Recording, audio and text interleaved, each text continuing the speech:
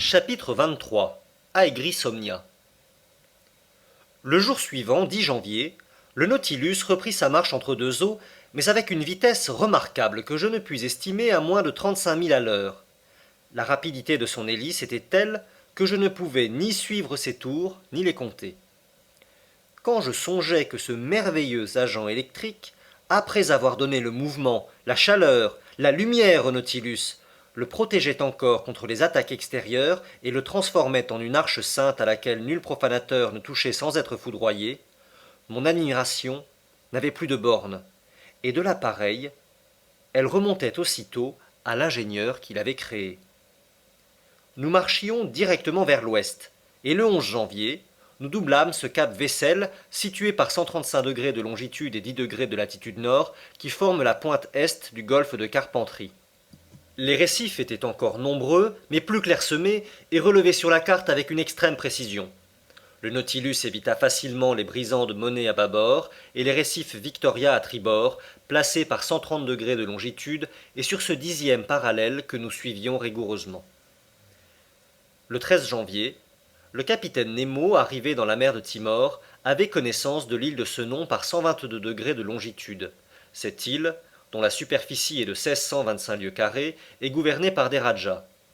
Ces princes se disent fils de crocodile, c'est-à-dire issus de la plus haute origine à laquelle un être humain puisse prétendre.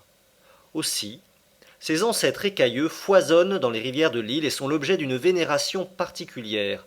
On les protège, on les gâte, on les adule, on les nourrit, on leur offre de jeunes filles en pâture, et malheur à l'étranger qui porte la main sur ces lézards sacrés. Mais le Nautilus n'eut rien à démêler avec ces vilains animaux. Timor ne fut visible qu'un instant, à midi, pendant que le second relevait sa position. Également, je ne fis qu'entrevoir cette petite île rôtie qui fait partie du groupe et dont les femmes ont une réputation de beauté très établie sur les marchés malais. À partir de ce point, la direction du Nautilus, en latitude, s'infléchit vers le sud-ouest. Le cap fut mis sur l'océan Indien. Où la fantaisie du capitaine Nemo allait-elle nous entraîner? Remonterait-il vers les côtes de l'Asie? Se rapprocherait-il des rivages de l'Europe? Résolution peu probable de la part d'un homme qui fuyait les continents habités. Descendrait-il donc vers le sud? Irait-il doubler le cap de Bonne-Espérance, puis le cap Horn, et pousser au pôle Antarctique? Reviendrait-il enfin vers ces mers du Pacifique, où son Nautilus trouvait une navigation facile et indépendante? L'avenir devait nous l'apprendre. Après avoir prolongé les écueils de Cartier, d'Hibernia, de Seringapatam, de Scott, derniers efforts de l'élément solide contre l'élément liquide, le 14 janvier, nous étions au-delà de toute terre. La vitesse du Nautilus fut singulièrement ralentie. Et très capricieux dans ses allures, tantôt il nageait au milieu des eaux, et tantôt il flottait à leur surface. Pendant cette période du voyage, le capitaine Nemo fit d'intéressantes expériences sur les diverses températures de la mer à des couches différentes. Dans les conditions ordinaires, ces relevés s'obtiennent au moyen d'instruments assez compliqués, dont les rapports sont au moins douteux, que ce soit des sondes thermométriques dont les verres se brisent souvent sous la pression des eaux, ou des appareils basés sur la variation de résistance de métaux aux courants électriques. Ces résultats ainsi obtenus ne peuvent être suffisamment contrôlés. Au contraire, le capitaine Nemo allait-il lui-même chercher cette température dans les profondeurs de la mer, et son thermomètre mis en communication avec les diverses nappes liquides lui donnait immédiatement et sûrement le degré recherché. C'est ainsi que, soit en surchargeant ses réservoirs, soit en descendant obliquement au moyen de ses plans inclinés, le Nautilus atteignit successivement des profondeurs de 3, 4, 5, 7, 9 et 10 000 mètres, et le résultat définitif de ces expériences fut que la mer présentait une température permanente de 4 degrés et demi à une profondeur de 1000 mètres sous toutes les latitudes. Je suivais ces expériences avec le plus vif intérêt.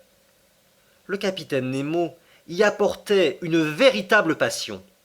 Souvent, je me demandais dans quel but il faisait ces observations. Était-ce au profit de ses semblables? Ce n'était pas probable, car un jour ou l'autre ses travaux devaient périr avec lui dans quelque mer ignorée, à moins qu'il ne me destinât le résultat de ses expériences.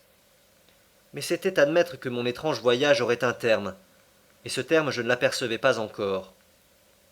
Quoi qu'il en soit, Le capitaine Nemo me fit également connaître divers chiffres obtenus par lui et qui établissent le rapport des densités de l'eau dans les principales mers du globe.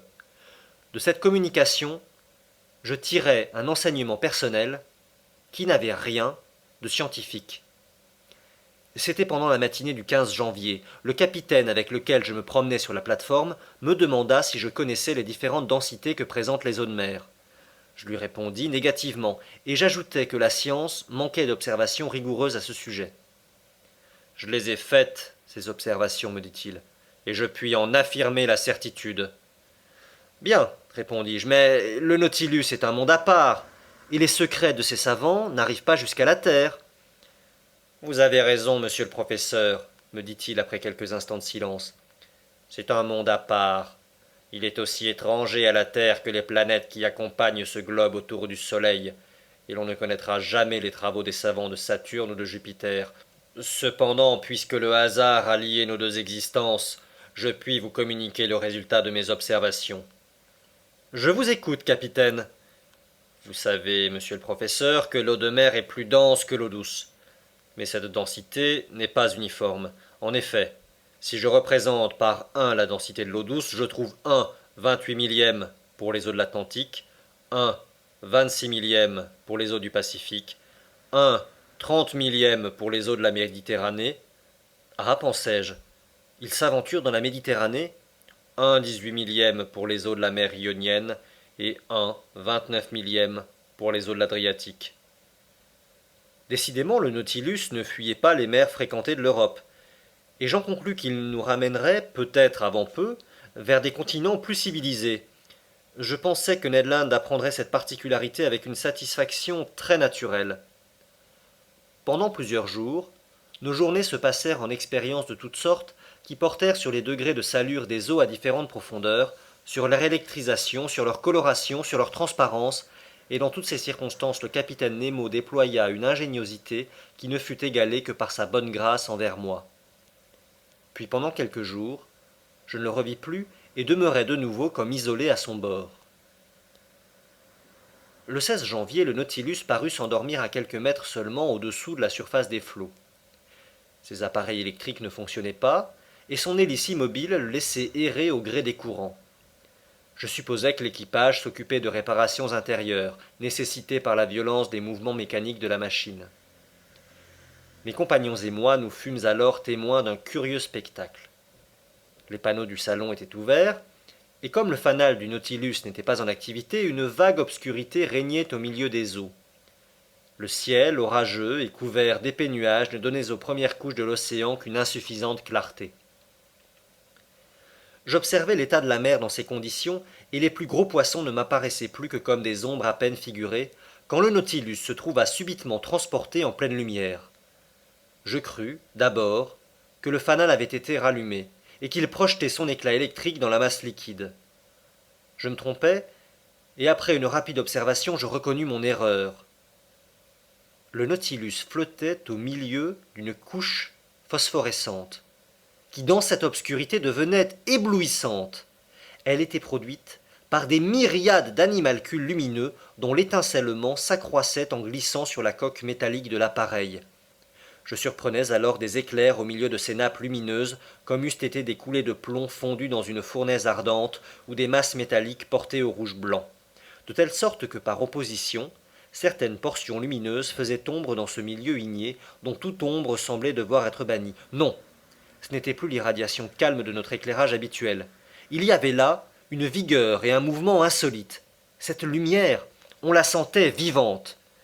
En effet, c'était une agglomération infinie d'infusoires pélagiens, de noctiluques miliaires, véritables globules de gelée diaphane pourvus d'une tentacule viliforme et dont on a compté jusqu'à 25 000 dans 30 cm3 d'eau.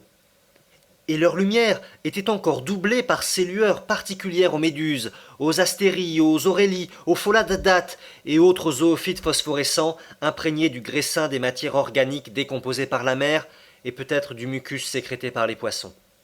Pendant plusieurs heures, le Nautilus flotta dans ces ondes brillantes, et notre admiration s'accrut à voir les gros animaux marins s'y jouer comme des salamandres.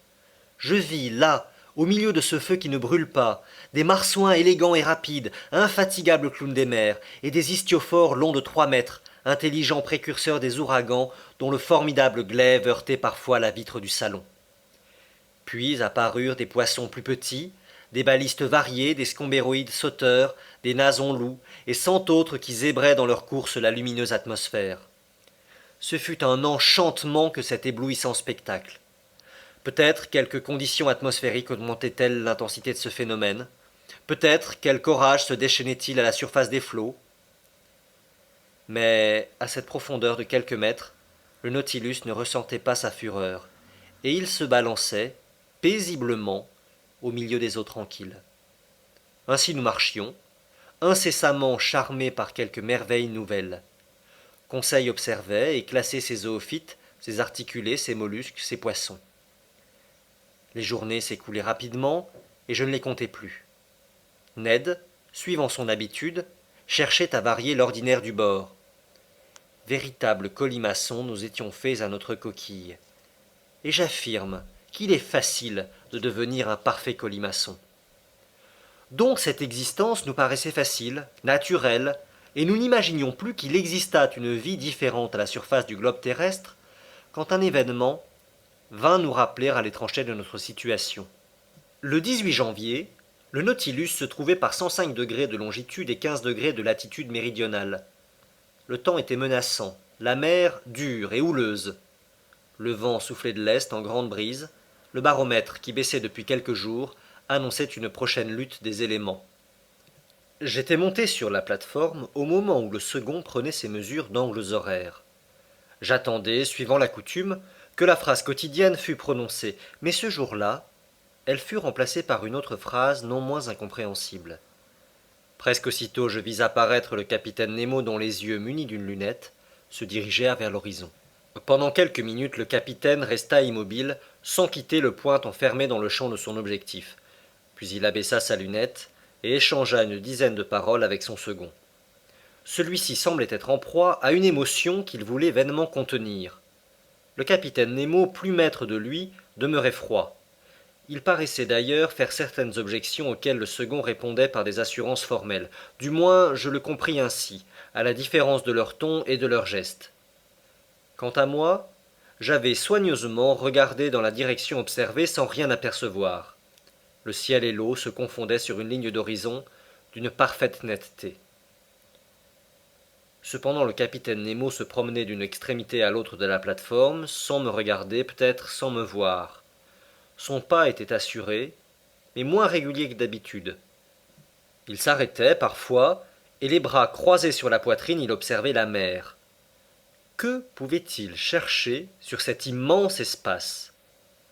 Le Nautilus se trouvait alors à quelques centaines de milles de la côte la plus rapprochée. Le second avait repris sa lunette et interrogeait obstinément l'horizon, allant et venant, frappant du pied, contrastant avec son chef par son agitation nerveuse. D'ailleurs, ce mystère allait nécessairement s'éclaircir, et avant peu, car sur un ordre du capitaine Nemo, la machine, accroissant sa puissance propulsive, imprima à l'hélice une rotation plus rapide. À ce moment, le second attira de nouveau l'attention du capitaine. Celui-ci suspendit sa promenade et dirigea sa lunette vers le point indiqué.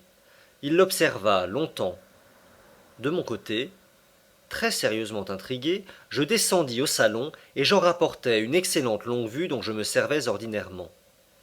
Puis l'appuyant sur la cage du fanal qui formait saillie à l'avant de la plateforme, je me disposai à parcourir toute la ligne du ciel et de la mer.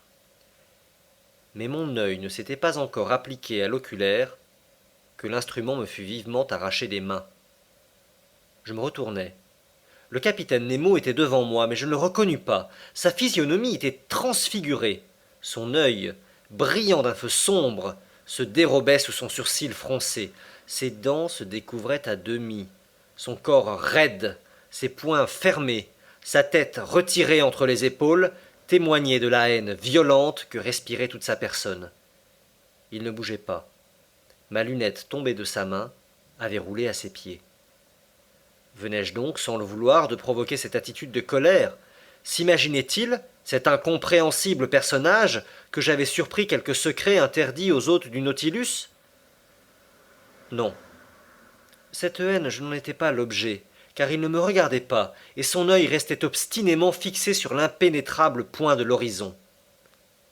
Enfin, le capitaine Nemo redevint maître de lui.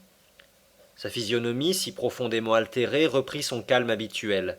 Il adressa à son second quelques mots en langue étrangère, puis il se retourna vers moi. Monsieur Aronnax, me dit-il d'un ton assez impérieux, je réclame de vous l'observation de l'un des engagements qui vous lie à moi. De quoi s'agit-il, capitaine? Il faut vous laisser enfermer, vos compagnons et vous, jusqu'au moment où je jugerai convenable de vous rendre la liberté. Vous êtes le maître, lui répondis-je en le regardant fixement. Mais puis-je vous adresser une question? Aucune, monsieur. Sur ce mot je n'avais pas à discuter, mais à obéir, puisque toute résistance eût été impossible. Je redescendis à la cabine qu'occupaient Ned Land et Conseil et je leur fis part de la détermination du capitaine. Je laisse à penser comment cette communication fut reçue par le Canadien. D'ailleurs, le temps manqua à toute explication. 4 hommes de l'équipage attendaient à la porte, et ils nous conduisirent à cette cellule où nous avions passé notre première nuit à bord du Nautilus. Ned Land voulut réclamer, mais la porte se ferma sur lui pour toute réponse. Monsieur me dira-t-il ce que cela signifie? Me demanda Conseil. Je racontai à mes compagnons ce qui s'était passé. Ils furent aussi étonnés que moi, mais aussi peu avancés. Cependant j'étais plongé dans un abîme de réflexion, et l'étrange appréhension de la physionomie du capitaine Nemo ne quittait pas ma pensée. J'étais incapable d'accoupler 2 idées logiques, et je me perdais dans les plus absurdes hypothèses, quand je fus tiré de ma contention d'esprit par ces paroles de Ned Land. « Tiens, le déjeuner est servi !» En effet, la table était préparée. Il était évident que le capitaine Nemo avait donné cet ordre en même temps qu'il faisait hâter la marche du Nautilus. « Monsieur me permettra-t-il de lui faire une recommandation ?» me demanda Conseil. « Oui, mon garçon, répondis-je. Eh bien, que monsieur déjeune. C'est prudent car nous ne savons pas ce qui peut arriver. Tu as raison, Conseil. Malheureusement, dit Ned Land, on ne nous a donné que le menu du bord. Ami Ned, répliqua Conseil, que diriez-vous donc si le déjeuner avait manqué totalement? Cette raison coupa net aux récriminations du harponneur. Nous nous mîmes à table, le repas se fit assez silencieusement, je mangeais peu. Conseil se força, toujours par prudence, et Ned Land, quoi qu'il en eût, ne perdit pas un coup de dent. Puis le déjeuner terminé, chacun de nous s'accota dans son coin. En ce moment, le globe lumineux qui éclairait la cellule s'éteignit et nous laissa dans une obscurité profonde. Ned Land ne tarda pas à s'endormir, et ce qui m'étonna, Conseil se laissa aller aussi à un lourd assoupissement. Je me demandais ce qui avait pu provoquer chez lui cet impérieux besoin de sommeil, quand je sentis mon cerveau s'imprégner d'une épaisse torpeur. Mes yeux, que je voulais tenir ouverts, se fermèrent malgré moi. J'étais en proie à une hallucination douloureuse. Évidemment, des substances soporifiques avaient été mêlées aux aliments que nous venions de prendre. Ce n'était donc pas assez de la prison pour nous dérober les projets du capitaine Nemo, il fallait encore le sommeil. J'entendis alors les panneaux se refermer. Les ondulations de la mer, qui provoquaient un léger mouvement de roulis, cessèrent. Le Nautilus avait-il donc quitté la surface de l'océan? Était-il rentré dans la couche immobile des eaux? Je voulus résister au sommeil. Ce fut impossible. Ma respiration s'affaiblit. Je sentis un froid mortel glacer mes membres alourdis et comme paralysés. Mes paupières, véritables calottes de plomb, tombèrent sur mes yeux. Je ne pus les soulever. Un sommeil morbide, plein d'hallucinations, s'empara de tout mon être. Puis les visions disparurent et me laissèrent dans un complet anéantissement.